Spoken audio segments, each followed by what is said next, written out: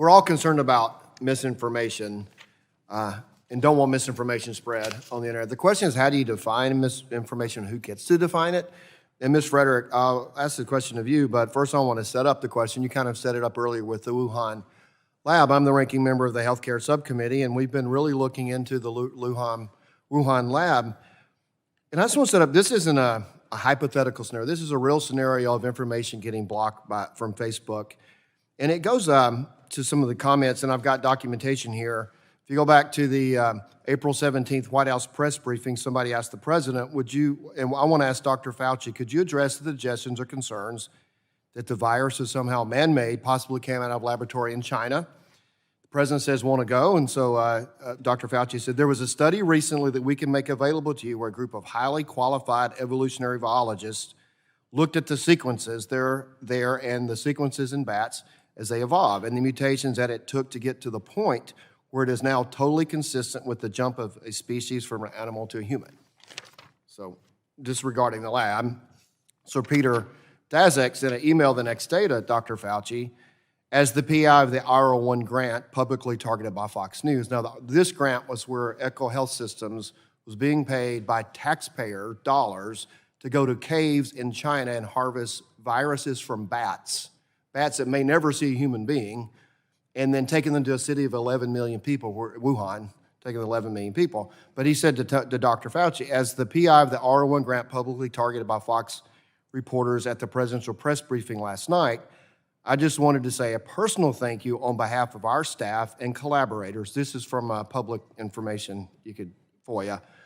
I wanted our staff for publicly standing up and stating that the scientific evidence supports a natural origin for COVID-19 from a bat to human spillover, not a lab release from the Wuhan Institute of Virology. From my perspective, your comments are brave, and coming from your trusted voice, you help dispel the myths being spun around the virus origins. In the return email from Dr. Fauci, Peter, many thanks for your kind note. Best regards, Tony.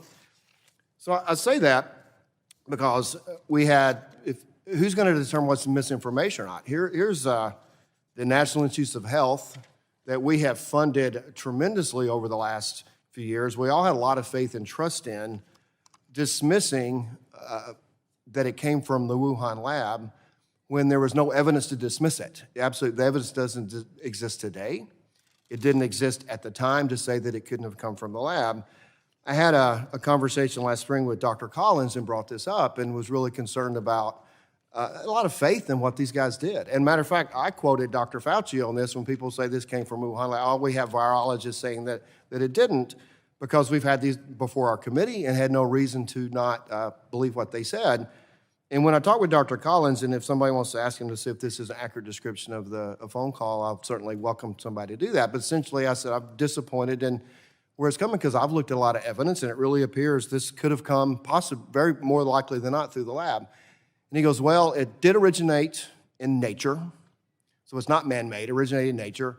Now, if it went to a bat to a human, from bat to a mammal to a human, or bat to the lab or to the human, because it got leaked through the lab, we can't rule that out. So we're talking about that people will be calling myths, talking conspiracies, whatever, and the whole time they never could rule it out. And the reason it's relevant to this hearing is because Facebook took down, and I got to hear, any comments that it came from the Wuhan lab, man-made in the Wuhan lab. And on May 26th, I need to look at the dates I talked to Dr. Collins, it's pretty close. In light of the ongoing, Facebook posted, in light of the ongoing investigations of the origin of COVID-19, and in consultation with public health experts, we will no longer remove the claim that COVID-19 is man-made or manufactured. So my point is, we've got the top scientists at NIH, people that a lot of us had faith in and quoted, and now that regret that I quoted them to constituents who brought these things to my attention. And now we know that what they were saying, if you look at sparse the words, they might be saying the truth, but it wasn't accurate in terms of could it have somehow, the Wuhan lab was involved in moving forward. Now the preponderance evidence that it is. So Ms. Frederick, the question I have is, how did the social media platforms fail in this? And then who do we look to for expertise if we're gonna try to, well, I've used all my time, so you won't be able to answer, but how are we going to how are we going to define what misinformation is and who gets to define that? Those are the questions we're going to have to address as we move forward, and I yield back. Thank you.